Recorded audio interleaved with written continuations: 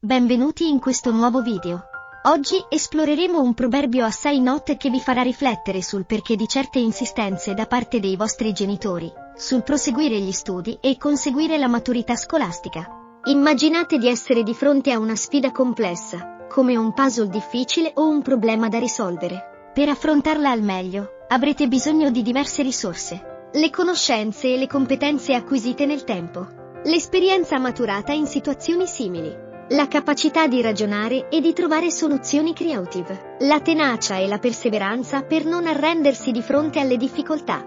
Tutte queste risorse sono preziose. Chi ha più risorse, ovvero chi possiede più di queste risorse, ha la responsabilità di usarle per aiutare gli altri e per contribuire a trovare una soluzione. Proprio come in cucina, dove chi ha più esperienza sa come condire la minestra per renderla appetitosa, anche nella vita di tutti i giorni chi ha più sale può fare la differenza. Condividere le nostre conoscenze e competenze con gli altri, insegnare a chi ne ha bisogno, sia in ambito lavorativo che personale, è un modo per far crescere la comunità e migliorare la vita di tutti.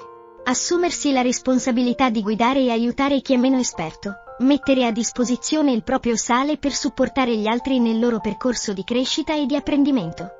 In una famiglia, i genitori possono trasmettere ai figli i propri valori e la propria saggezza. Nella società, le persone più influenti possono impegnarsi per migliorare la vita della comunità. Proprio come in cucina, dove chi ha più esperienza sa come condire la minestra per renderla appetitosa, anche nella vita di tutti i giorni chi ha più sale può fare la differenza.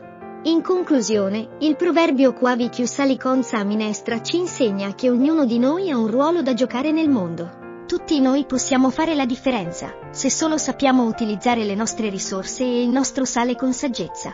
In questo modo, possiamo contribuire a rendere il mondo un posto migliore, un po' come condire una minestra e renderla più gustosa per tutti. Il video volge al termine, spero ti sia piaciuto, lascia un mi piace e iscriviti al canale per non perdere i prossimi video, grazie.